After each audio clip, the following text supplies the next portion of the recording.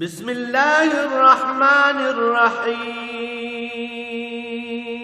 الرحمن علم القرآن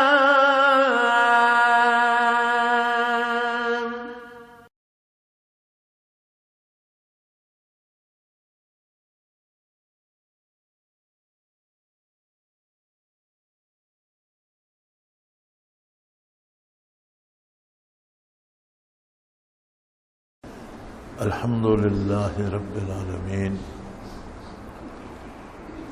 والصلاة والسلام علی حبیبہ محمد وآلہ وصحبہ اجمعین.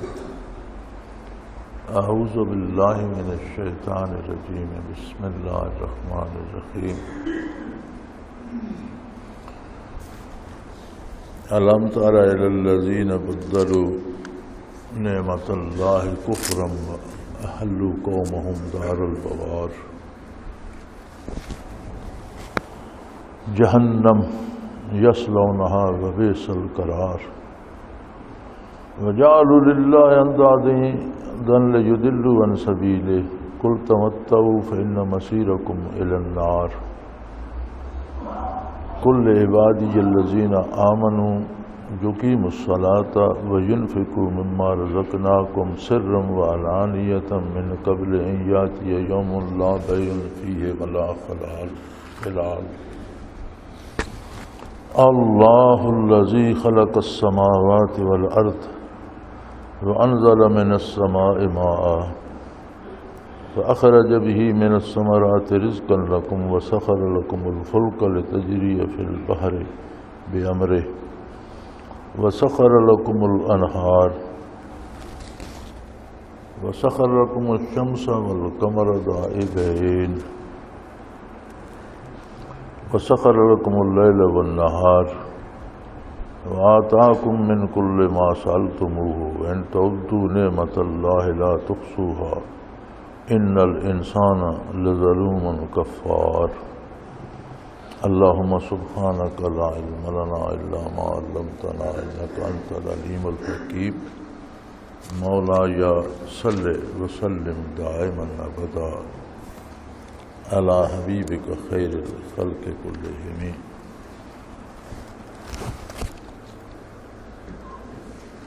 فرمایا الم تر إلی الذین بدلوا نعمت اللہ کفرا احلوا قومهم دار البوار جہنم یصلونها وبئس القرار.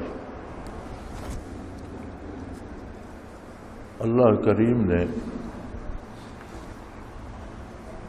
دار دنیا میں انسانوں کے درمیان انسانوں کی تخلیق سے پہلے ان کا رزق تقسیم فرما دیا.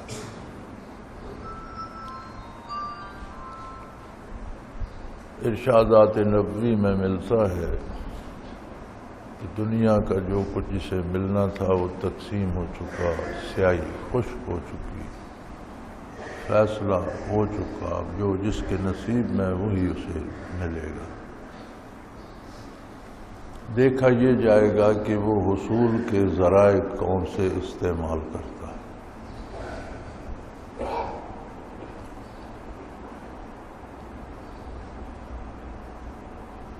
ارشاد باری ہے وَأَمَّا الْإِنسَانُ إِذَا مَا ابْتَلَاهُ فَأَكْرَمَهُ وَنَعَمَهُ فَيَقُولُ رَبِّي أَكْرَمَنِ.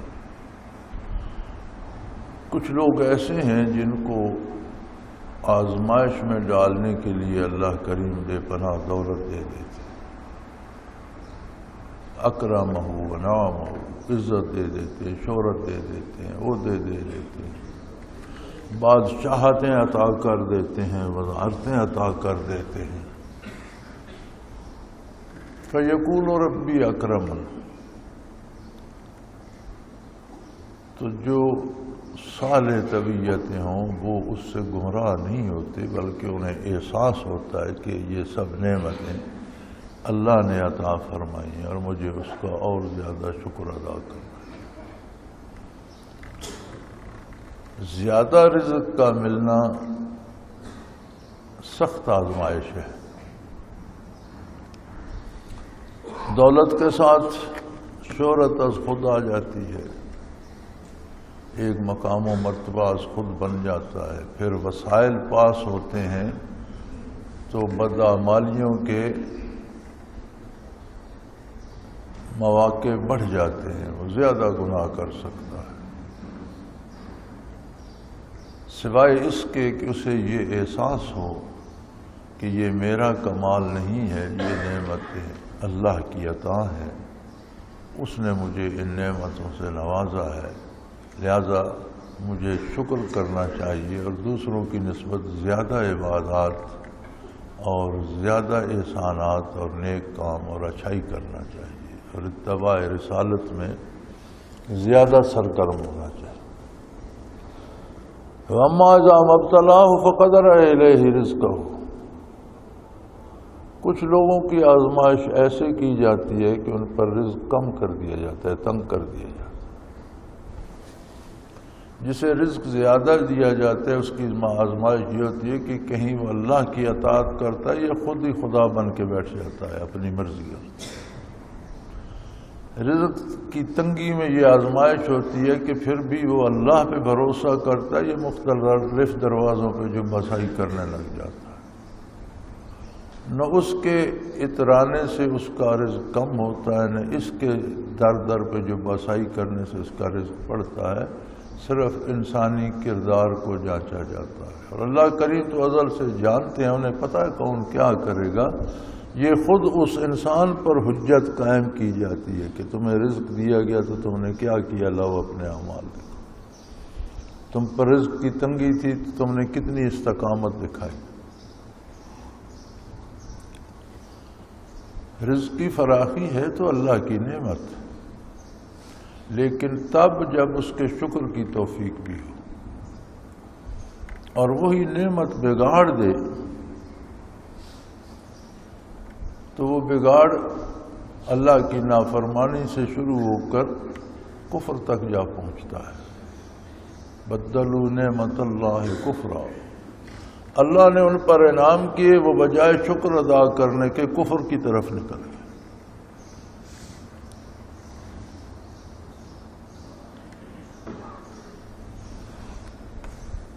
اور پھر یہ جو لوگ بڑے ہو جاتے ہیں دولت کے اعتبار سے، ان کے عقائد تباہ بھی ہو جائیں، ان کی عادتیں بگڑ جائیں، یہ خسیس و ذلیل بھی ہو جائیں، تو محض دولت کے لیے لوگ ان کے پیچھے پھرتے ہوتے،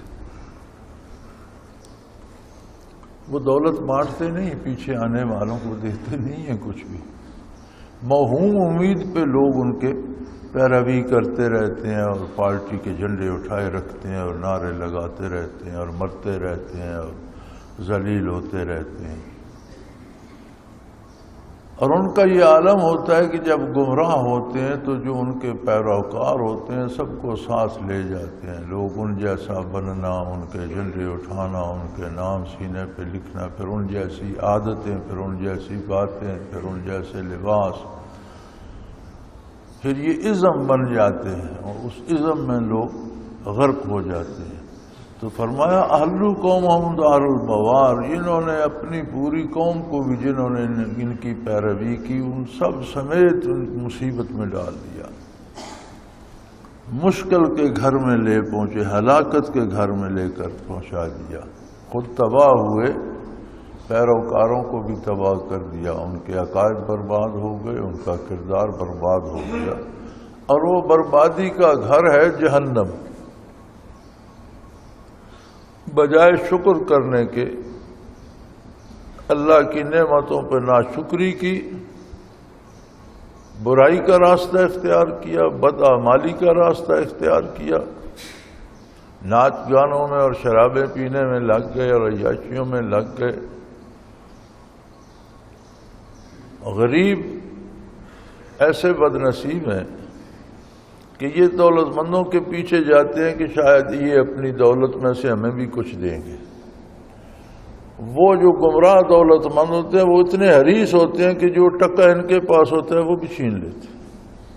یہ بڑی عجیب بات ہے اور ہر کوئی دیکھتا ہے، سامنے کی بات ہے۔ کہ غریب اپنے لالچ میں ان کے پیچھے ان کی دم پکڑتا ہے کہ یہ مجھے بھی کچھ دے گا، اور وہ اتنا حریص ہوتا ہے کہ اس کے پاس جو چند ٹکے ہوتے ہیں وہ بھی اس سے چھین لیتا ہے۔ اور یہ حقیقت سامنے ہے، روزمرہ ہم دیکھتے ہیں۔ لیکن انسانی مزاج ہے، جب بھٹکتا ہے تو بھٹکتا چلا جاتا ہے۔ تو جب یہ بے راہ روی کرتے ہیں اور ناشکری کی راہ اختیار کرتے ہیں، اور جو پھر ان کے ساتھ ملتے ہیں سب کو لے کر یہ جہنم میں جا پھینکتے ہیں، یصلونہا، جس میں وہ داخل ہوں گے، وبئس القرار، اور بہت بری جگہ ہے، بہت ہی بری جگہ ہے، بہت تکلیف دہ جگہ ہے۔ تو پتہ چلا کہ محض دولت کا ہونا یا اقتدار کا ہونا اللہ کی رضامندی کی دلیل نہیں ہے۔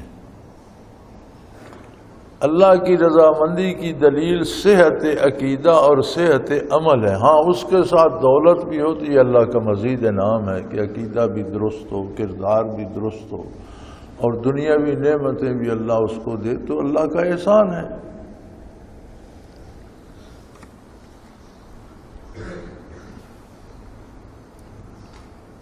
لیکن یہ جب بھٹکتے ہیں تو پھر وَجَعَلُوا لِلَّهِ أَنْدَادًا لِيُضِلُّوا عَنْ سَبِيلِهِ، پھر صفات الہی کو مخلوق میں ماننا شروع کر دیتے۔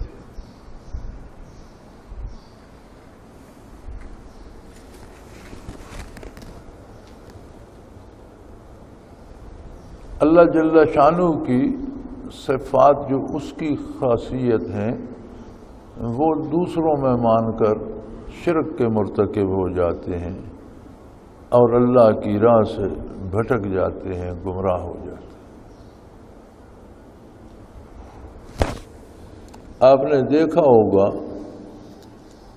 کہ دین برحق میں جتنی بدعات اور رسومات رواج پائی ہیں سنت کے خلاف، اس میں سب سے زیادہ حصہ عمراء کا ہے۔ وہ فرائض پر، سنتوں پر عمل نہیں کرتے، رسومات پہ بڑا خرچ کرتے ہیں اور لوگوں کو بھی ساتھ گمراہ کرتے ہیں، اور وہ صفات جو اللہ کی ذات کے لیے خاص ہیں اسے غیر اللہ میں ماننا شروع کر دیتے ہیں۔ انہوں نے اللہ کے لیے شریک بنائے تاکہ وہ شریک، ان سے انہیں فائدہ کیا ہوا، کس لیے بنائے؟ فرمایا بنائے تو لالچ کے لیے تھے، لیکن انہوں نے انہیں اللہ کی راہ سے بھٹکا دیا۔ کل تمتعوا، انہیں فرما دیجئے کہ موج کر لو، اٹھا لو فائدہ، جتنی اللہ کریم نے مہلت دی ہے، جتنی اللہ نے فرصت دی ہے، اتنا فائدہ اٹھا لو۔ اس نے ہر شخص کے لیے ایک حد مقرر کی ہے، کب تک جیے گا، کب تک صحت اس کا ساتھ دے گی، اور اسے اجازت دی ہے وہ چاہے تو اچھا کرے، چاہے تو برا کرے۔ برائی کا اثر اسے دنیا کی زندگی میں بھی پہنچتا رہتا ہے اور موت کے بعد تو چھا جائے گا۔ کل تمتعوا، چندے فائدہ اٹھا لو، موج کر لو۔ فإن مصيركم إلى النار، بالآخر تمہارا سفر، تمہاری منزل، سفر جہاں ختم ہوگا، جہاں پہنچو گے، وہ دوزخ ہے۔ اقتدار ہو، شہرت ہو، دولت ہو، آرام ہو، اختیارات ہوں، یہ سب تب اللہ کی نعمتیں ہیں کہ جب عقیدہ بھی درست ہو اور کردار بھی صحیح ہو، تو پھر یہ مزید انعامات ہیں۔ لیکن اگر دولت کی وجہ سے، اقتدار کی وجہ سے ہی بھٹک گیا، گمراہ ہو گیا، بدعمالیوں کا شکار ہو گیا، تو پھر ان مقتدر لوگوں کی پیروی بھی قومیں کرتی ہیں، اور یہ قوموں کو لے کر جہنم میں جا گھسیں گے اور سب کو تباہ و برباد کر دیں گے۔ کل عبادی الذین آمنوا، میرے جو بندے دولت ایمان سے سرفراز ہوئے ہیں انہیں فرما دیجئے، یقیموا الصلاۃ وینفقوا مما رزقناکم سرا وعلانیۃ من قبل ان یاتی یوم لا بیع فیہ ولا خلال،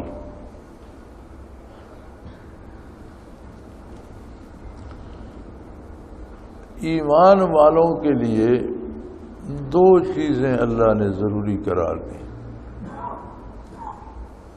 اور اپنے حبیب صلی اللہ علیہ وسلم کو پیغام دیا اپنے بندوں کی طرف، کل عبادی، سبحان اللہ،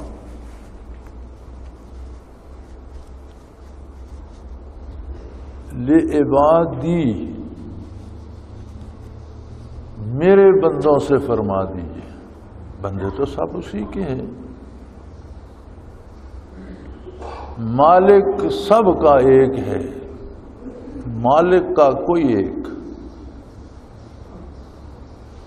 مالک سب کا ایک ہے، مالک کا کوئی ایک۔ لوگ اللہ کے بندے نہیں بنتے، اپنی مرضی کرنا چاہتے، اور اس نے کس پیار سے ارشاد فرمایا کہ میرے حبیب میرے بندوں سے کہہ دیجیے۔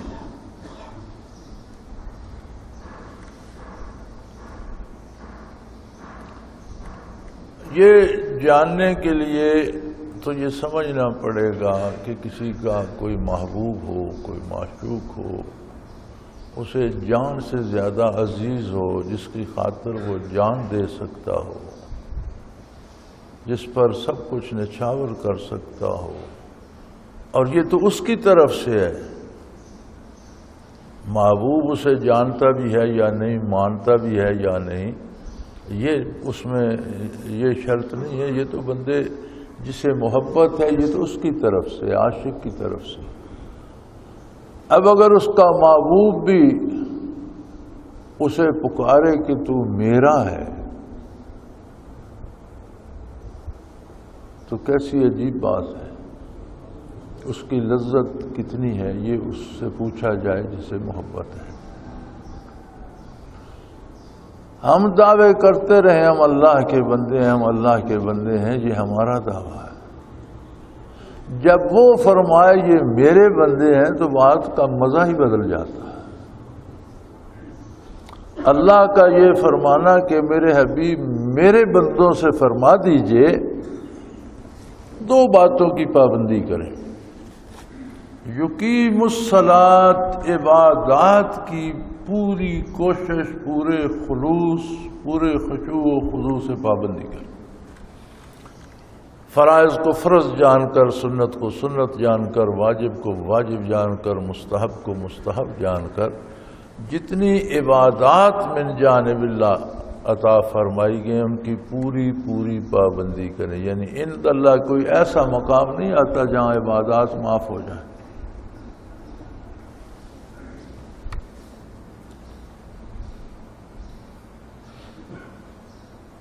ایک شخص ہوا کرتا تھا، بیچارہ کچھ سال ڈیڑھ ہو گیا، فوت ہو گیا،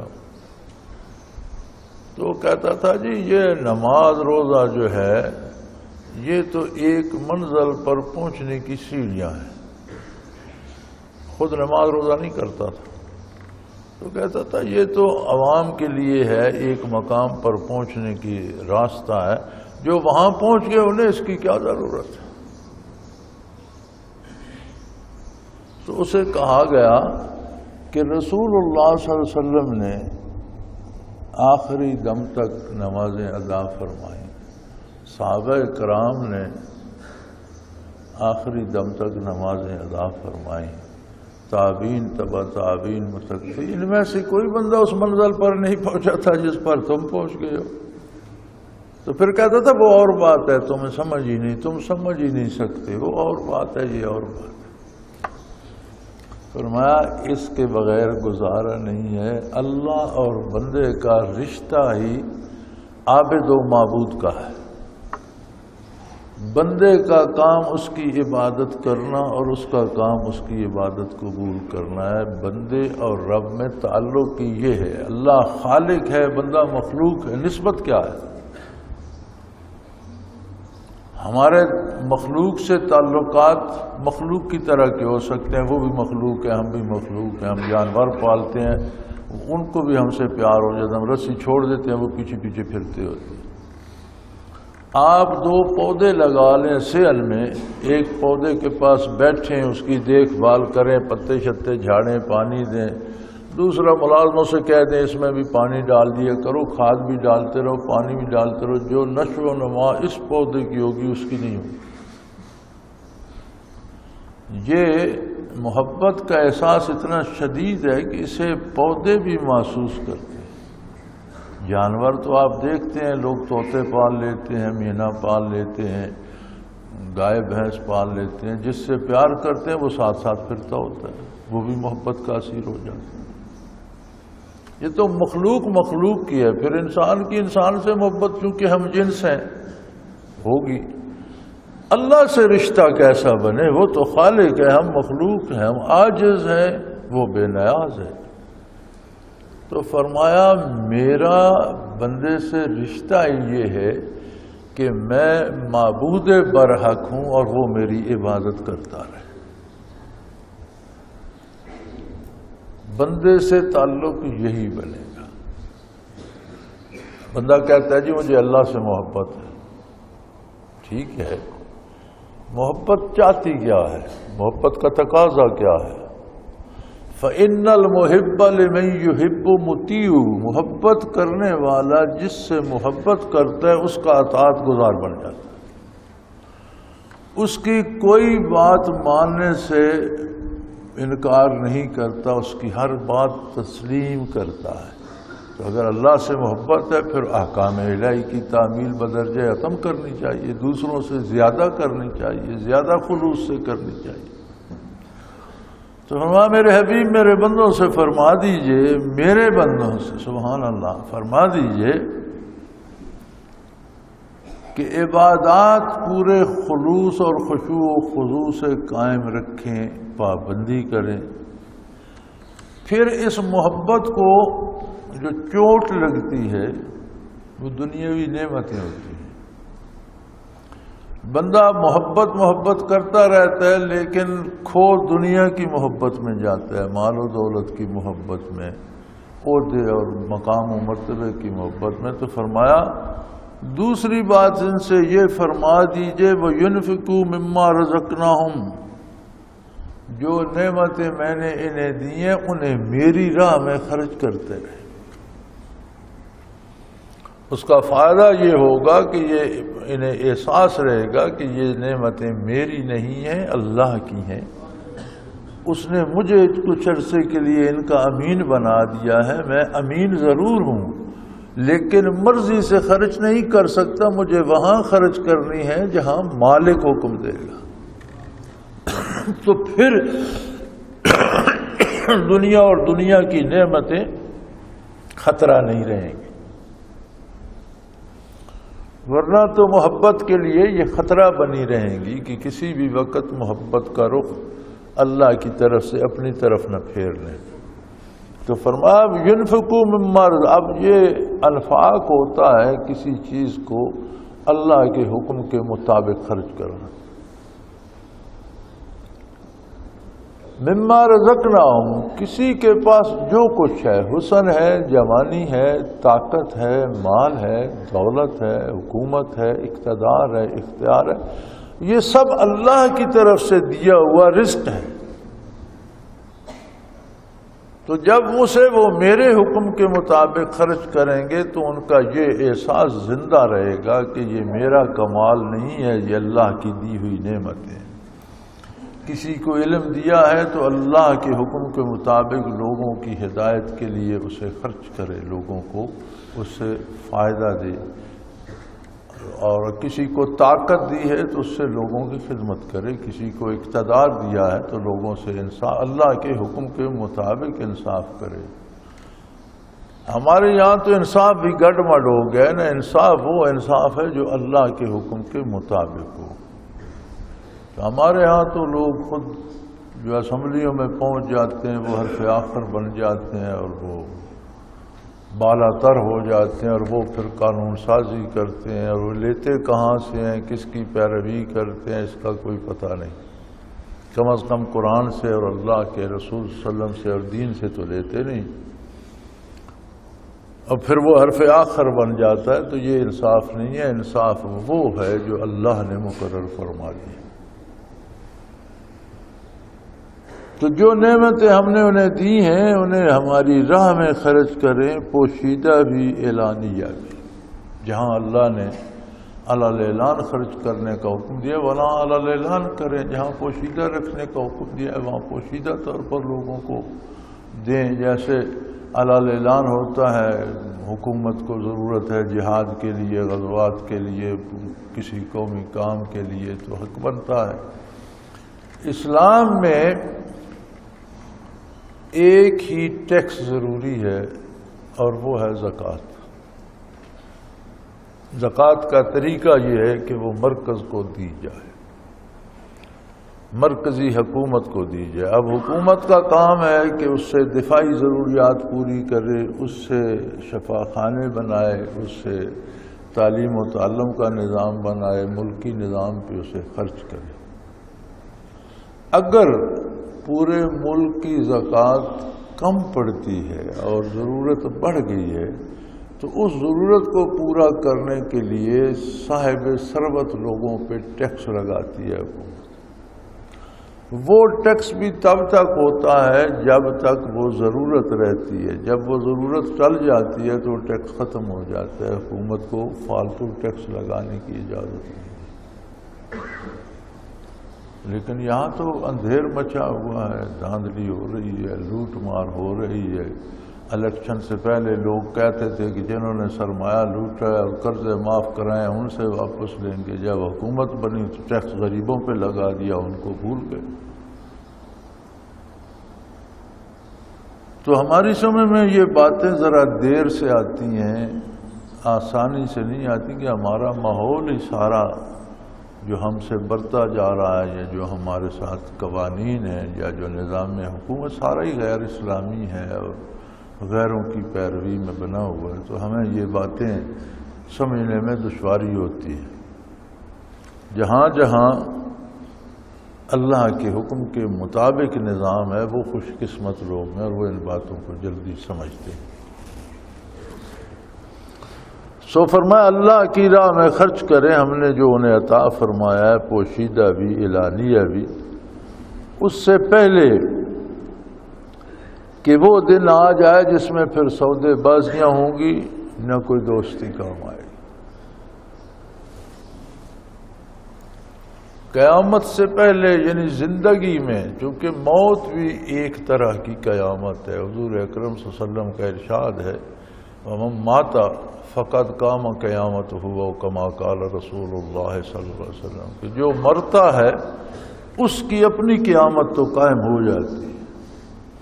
ایک دن قیامت کب ہوگا؟ جب ساری مخلوق ایک میدان میں جمع کی جائے گی، لیکن مرنے والے پر تو اس کی قیامت ایک طرح سے وارد ہو جاتی ہے کہ عمل کا سلسلہ منقطع ہو گیا اور اجر کا سلسلہ شروع ہو گیا۔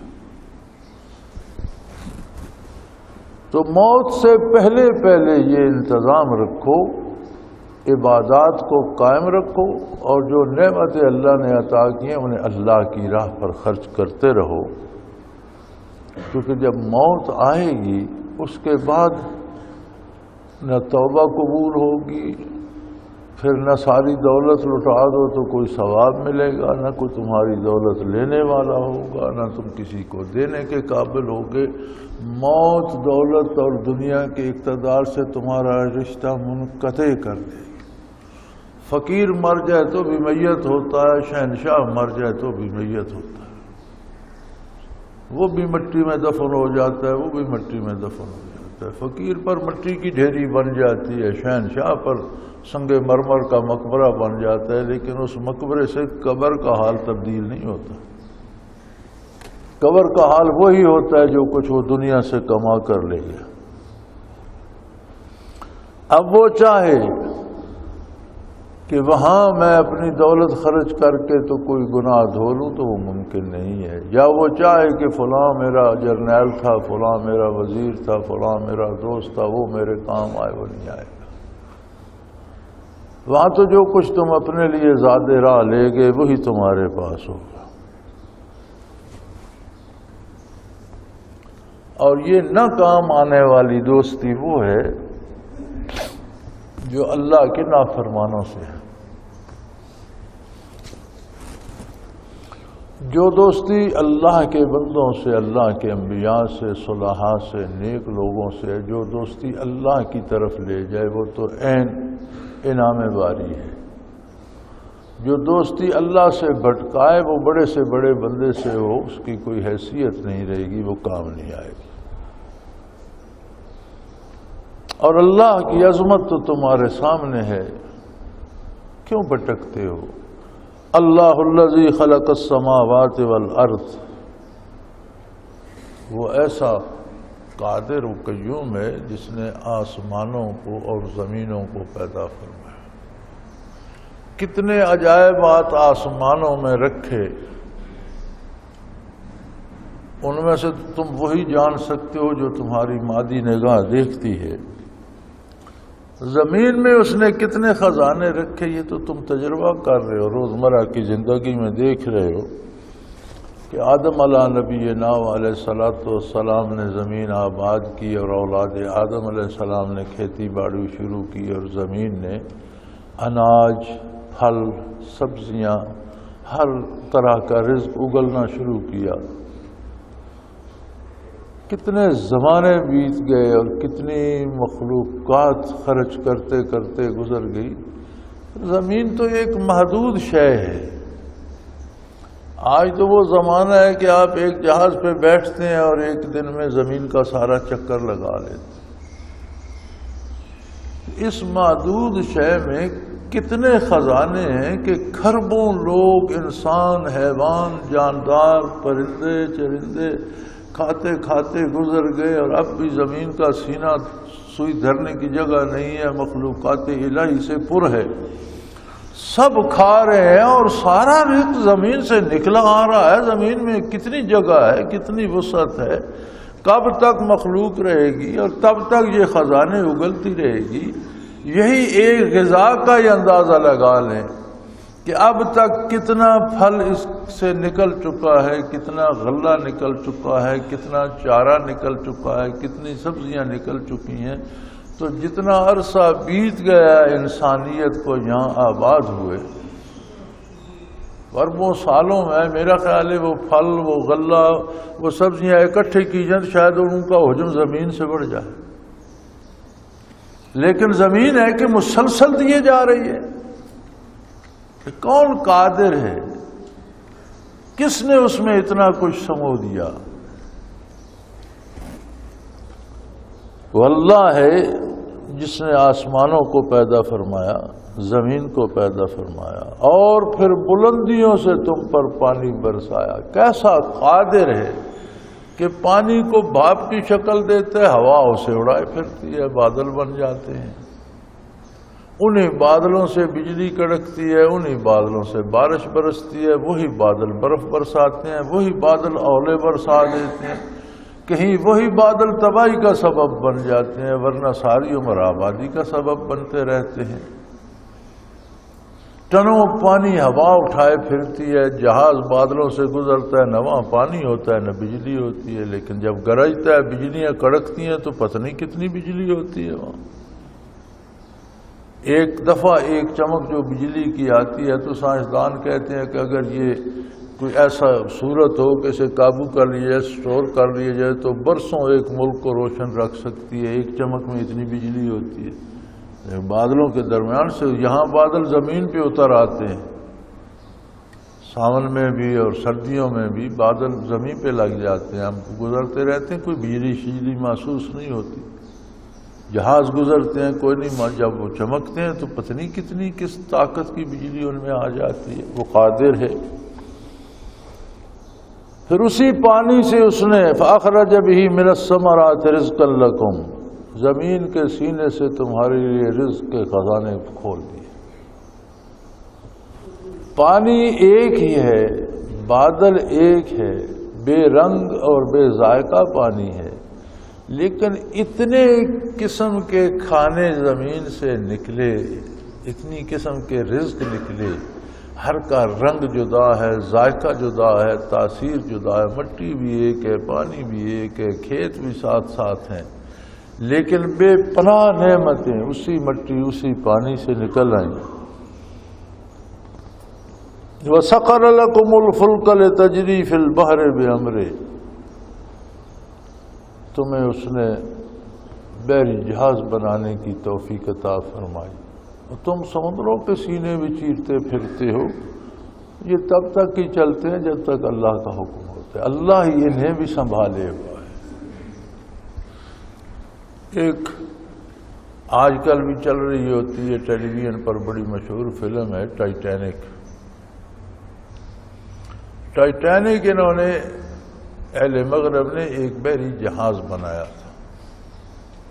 ایک تو وہ بہت بڑا تھا، پورے شہر کی آبادی اس میں 5-7 ہزار لوگ آ جاتے تھے، پھر 5-7 ہزار لوگوں کا راشن، کھانا پینا، دوائیں، ڈاکٹر، ملازم، جہاز کا عملہ۔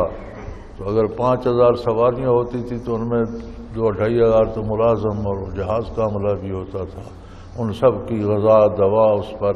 پھر اسے انہوں نے بم پروف بنایا تھا کہ کسی طرح کا کوئی بم اس پر اثر نہ کرے، اور اس کے ارد گرد ربڑ کی بڑی موٹی موٹی تہیں لگائیں، کہیں سے کوئی گولہ بارود بم آ کر لگے تو واپس جائے اور دور جا کر پھٹے۔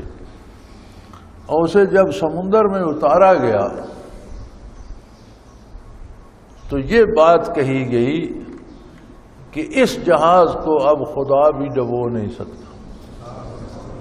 یہ جملہ تھا جو جب اسے ٹائٹینک کو سمندر میں اتارا گیا تو وہ بنانے والوں یا بنوانے والوں یا حکومت کے کارندوں نے کہا تھا کہ اب اسے اللہ بھی ڈبو نہیں سکتا، اتنا محفوظ ہے۔ وہ بھر کر سواریوں سے اپنے پہلے سفر پہ روانہ ہوا، پچھلے پہر عصر مغرب کے قریب روانہ ہوا۔ ابھی رات کہ 8-10 ہی بجے تھے، تاریکی ہوئی، تو انہیں تب پتہ چلا جب تھوڑے فاصلے پر برف کا ایک پہاڑ تیرتا ہوا سمندر میں آ گیا۔ بڑا شور کیا، بڑا زور لگا، لیکن کچھ نہیں ہو سکتا تھا۔ وہ سیدھا آ کر جہاز سے ٹکرایا اور جہاز کو پھاڑ دیا، اس میں پانی داخل ہونا شروع ہو گیا، پھر درمیان سے 2 ٹکڑے ہو گیا، اور 2 ٹکڑے ہو کر چند گھنٹوں بعد ہی وہ سمندر کی تہہ میں چلا گیا۔ تو ان کا وہ جملہ تھا کہ اسے اب اللہ بھی نہیں ڈبو سکتا، وہی چند گھنٹوں بعد سامنے آ گیا اور اللہ نے اسے تہہ آب پہنچا دیا، تباہ ہو گیا۔ عجیب بات ہے، سطح سمندر پر پھٹا جہاں سے برف کا پہاڑ ٹکرایا اور پانی اندر آیا، پانی ایک طرف سے داخل ہو تو اتنا وزن بنا کہ آدھا اوپر رہ گیا اور آدھا درمیان سے ٹوٹ کر اس طرح ہو کر آدھا پہلے نیچے چلا گیا، پھر دوسرا آدھا بعد میں۔ تو فرمایا یہ جو تم ہوائی جہازوں پہ اڑ رہے ہو، بحری جہازوں پہ چل رہے ہو، یہ جو تم نے ریلیں ایجاد کر لی ہیں، کاریں گاڑیاں بنا لی ہیں، یہ سب اس کی عطا ہے، اور جب تک وہ انہیں سہارا دیتا ہے یہ کام کرتے ہیں، جب وہ سہارا نہیں دیتا تو تمہاری کاراگری فیل ہو جاتی ہے۔ وَسَخَرَ لَكُمُ الْأَنْهَارَ، اس نے تو دریا بھی تمہارے تابع کر دیے، کہیں ان سے مشینیں چلاتے ہو، کہیں بجلی پیدا کرتے ہو، کہیں ڈیم بناتے ہو، کہیں کھیتیاں سیراب کرتے ہو، جس طرح چاہے ان سے خدمت لیتے ہو، اس نے تمہیں اختیار دے دیا۔ وَسَخَرَ لَكُمُ الشَّمْسَ وَالْقَمَرَ، وہ ایسا قادر ہے کہ اس نے سورج چاند کو بھی تمہاری خدمت پہ مامور کر دیا۔ دائبین، مقررہ راستے پر پوری پابندی سے دونوں چل رہے ہیں، نہ کوئی اپنے راستے سے بھٹکتا ہے، نہ اپنے وقت میں تقدیم و تاخیر کرتا ہے، نہ وقت سے پہلے آتا ہے نہ وقت سے بعد آتا ہے۔ ذرا سا اگر اپنا راستہ بدل لیتے دنیا تباہ ہو جاتی، ذرا سا وقت اس میں تقدیم یا تاخیر کرتے دنیا تباہ ہو جاتی۔ کب سے چل رہے ہیں، جب تک دنیا اللہ نے آباد رکھنی ہے چلتے رہیں گے، ان کے راستے مقرر فرما دی۔ وَسَخَرَ لَكُمُ اللَّيْلَ وَالنَّهَارَ، اور رات اور دن کو تمہارے لیے مسخر کر دیا، پابند کر دیا، اوقات کا، گرمی سردی کا، روشنی تاریکی، ہر چیز کا ایک منظم نظام فرما دیا۔ وَآتَاكُم مِّن كُلِّ مَا سَأَلْتُمُوهُ، اور تمہارا ہر مطالبہ مانا.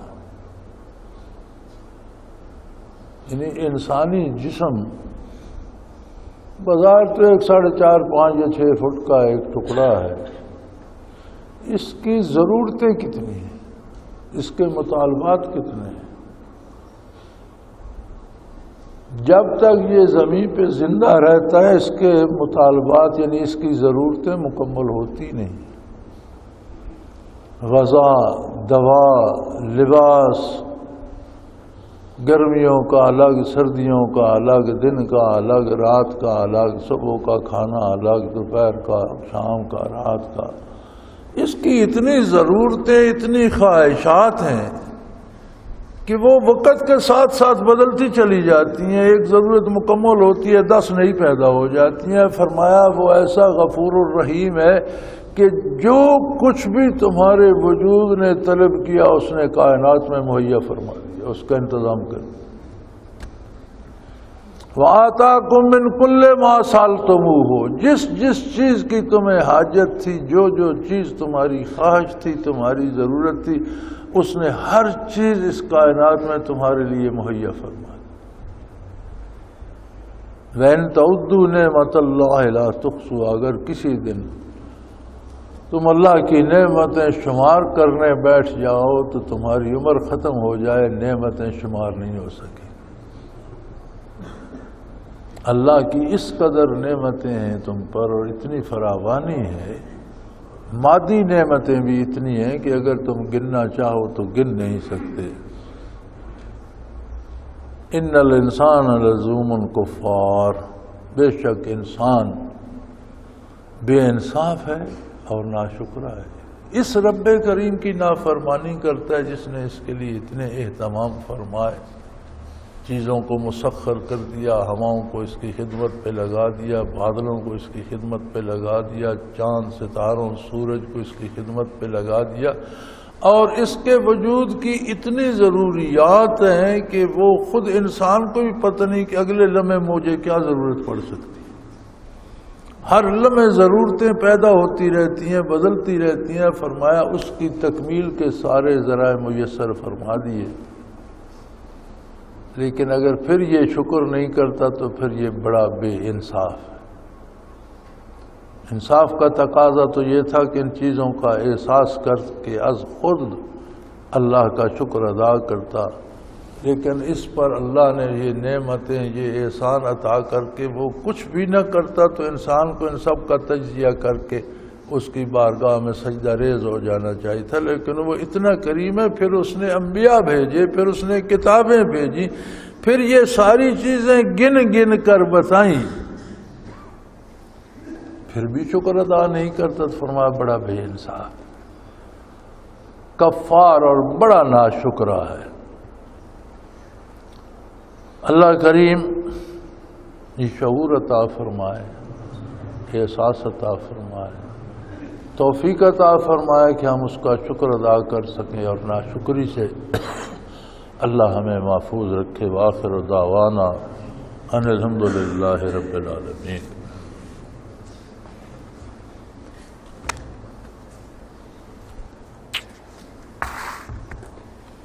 الحمدللہ رب العالمین والصلاة والسلام علی حبیبہ محمد. اللہم ربنا لا تقتلنا بغضبک ولا تہلکنا بعذابک واعف عنا قبل ذلک. اللہم ربنا لا تسلط علینا من لا یرحمنا، انت ولینا فی سفرنا وحضرنا فی مالنا واہلنا، انت ولینا فی الدنیا والآخرہ. توفنا مسلمین والحقنا بالصالحین. اللہم انصر الاسلام والمسلمین انک علی کل شیء قدیر. اللہم ربنا علیک توکلنا والیک انبنا والیک المصیر. اللہم ربنا سہل لنا امورنا کلها فی دیننا. رب یسر رب یسر رب یسر ولا تعسر وتمم بالخیر. وصلی اللہ تعالی علی حبیبہ محمد برحمتک یا رب. اللہ اللہ اللہ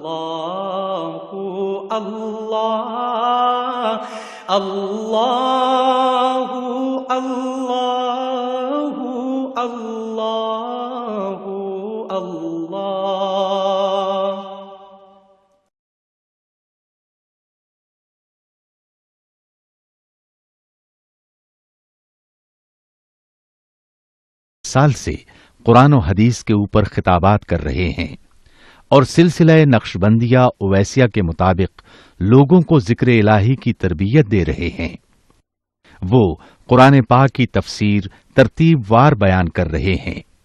تفسیر قرآن کو وہ موجودہ ملکی اور بین الاقوامی حالات کے مطابق بیان کرتے ہیں۔ موٹر وے سے کلر کہار کے انٹرچینج سے نکلتے ہوئے کلر کہار کی جھیل سے ہوتے ہوئے میانی، بوچھال اور نور پور سے گزرتے ہوئے دارالعرفان منارہ پہنچ سکتے ہیں۔ حضرت امیر محمد اکرم آوان نے بچیوں اور بچوں کی دینی اور دنیاوی تعلیم کے لیے سقارہ اکیڈمی کے نام سے ایک درسگاہ بھی قائم کی ہے، جس کا افتتاح ملک پاکستان کے صدر جنرل محمد ضیاء الحق نے اپنے دست مبارک سے کیا تھا۔ وہ تمام احباب جو اسلام کی طلب رکھتے ہیں ان سے گزارش ہے کہ دارالعرفان منارہ ضلع چکوال میں امیر محمد اکرم آوان صاحب کے خطابات سے مستفید ہوں۔ وہ ہر جمعے کو نماز سے پہلے بیان فرماتے ہیں۔ ہر ماہ کی پہلی اتوار کو ماہانہ اجتماع ہوتا ہے جس میں آپ خصوصی خطاب فرماتے ہیں اور پاکستان کے چاروں صوبوں سے احباب اس اجتماع میں شرکت کرتے ہیں۔ اس کے علاوہ یہاں سال میں 2 مرکزی اجتماعات بھی ہوتے ہیں، ایک رمضان المبارک میں اعتکاف کا اجتماع اور دوسرا جولائی اور اگست میں 40 دن کا اجتماع ہوتا ہے جس میں روحانی تربیت کی جاتی ہے۔ اپنا خون سیماب دے کر اتنا ہم کر جائیں گے، نام آقا کا چمن میں پھر رقم کر جائیں گے۔